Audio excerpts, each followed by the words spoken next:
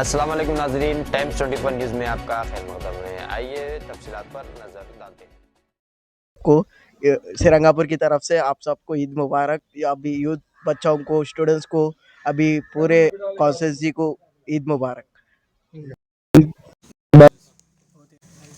हमारे शादनगर के एमएलए विल्लापल्ली शंकर साहब को, माजी एमएलए प्रताप रेड्डी साहब को, एक्स जेडपीटीसी शामन्ना को और Shadnagar municipal chairman, vice chairman, market committee chairman, सभी को बकरीद की मुबारकबाद श्रीरंगापुर गांव की तरफ से और कुंदूर मंडल, शादनगर मंडल, पूरे शादनगर कॉन्स्टिट्यूंसी के पार्टी प्रेसिडेंटों को और सिंगल विंडोज़ चेयरमैन को सभी को बकरीद की श्रीरंगापुर की तरफ से मुबारकबाद देते हैं।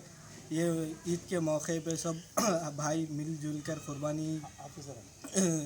कुर्बानी देते हैं और ये ईद का मकसद ये है कि अमन, शांति और सुकून से रहने का है। और कुर्बानी का मतलब ये है कि हम उस अल्लाह को कुर्बानी इसीलिए देते हैं कि हमारे जो भी अच्छाइयाँ हैं और जो भी हमारा वेल्थ है, हेल्थ और उसी का सब के लिए ये कुर्बानी दी जाती है।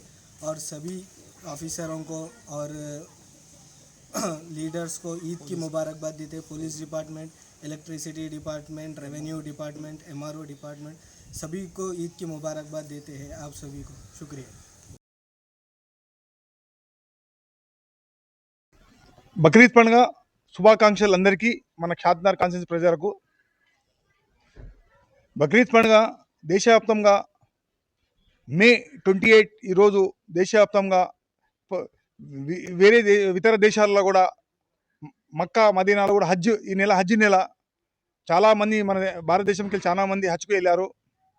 ఈరోజు ఈ బక్రీద్ నెల చాలా పవిత్రమైన నెల కావున బక్రీద్ పండుగ అందరూ కుర్బానీ ఇస్తారు. 9 గంటలకు నమాజు అయిపోతుంది. అయిపోగానే అందరూ కుర్బానీ బిజీలో ఉంటారు.